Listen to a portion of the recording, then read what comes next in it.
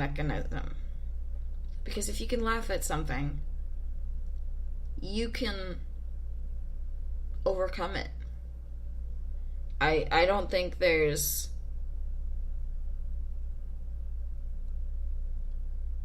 I think the only situation that I haven't been able to like well and truly laugh about is this situation and all the situations I've had in the past with CPS. That's the only thing I've never been able to laugh about.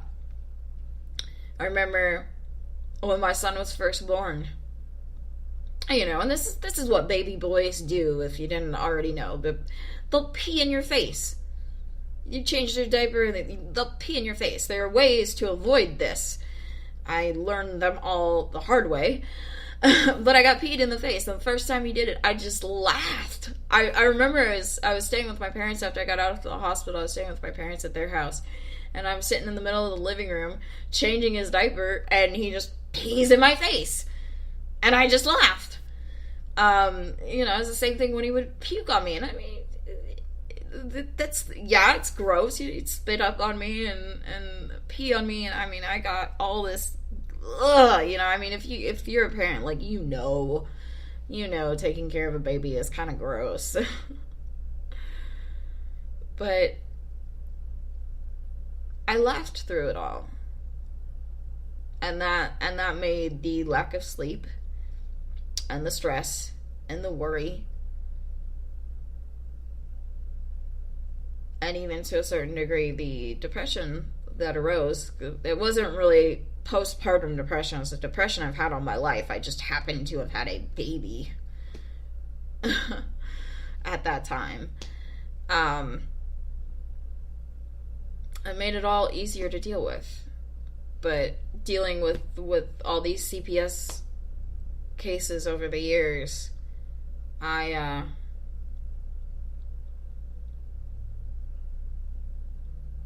don't think I've ever laughed about that. I don't think I've ever been able to shrug that shit off, And I mean, maybe that's part of why it's nipped me this time. That's because I never laughed about it.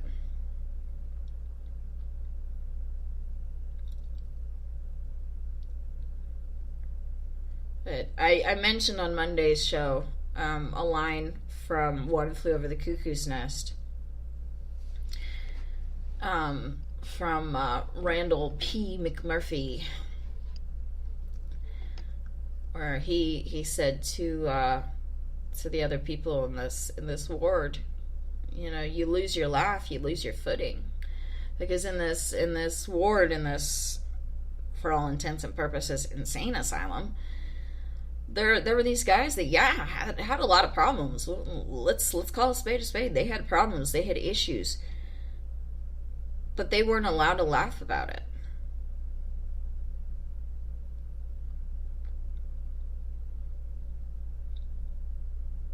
There was not a lot of laughter that took place on that ward until McMurphy came along. Because if you can laugh at the world and especially at your problems, you can cope with them. You lose your laugh, you lose your footing, you lose your sense of humor.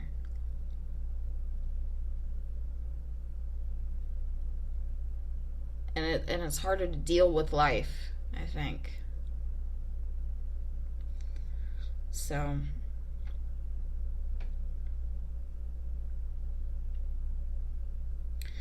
that's really all I have to say about that.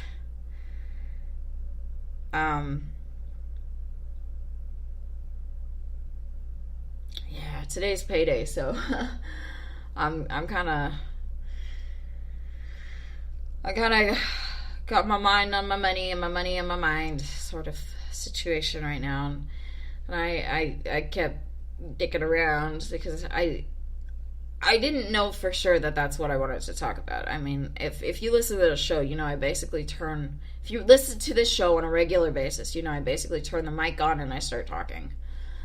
And there's a general theme, but it's not very well planned out. And usually I don't know what I'm going to talk about until the morning that I record the show, if not the night before.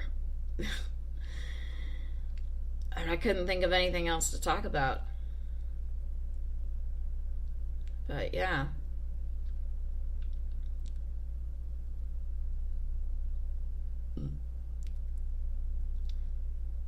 Laughter is not only the best medicine, laughter is the best coping mechanism. So, if you would like to contact me anywhere on the internet, what you need to be looking for is PurpleBecca923. That's PurpleBecca 923. That's my username on Facebook, Twitter, Instagram, and Snapchat. With regards to Twitter, Instagram, and Snapchat, I always follow back unless and until you send me something inappropriate, in which case I will deal with you accordingly. PurpleBecca923 at gmail.com is the email address, and PurpleBecca923.com is the website. Hooray for uniformity. So until next time, remember to go out there and create what you deserve. Believe that you deserve it, and go create it. And then you can fly with the penguins. Toodaloo!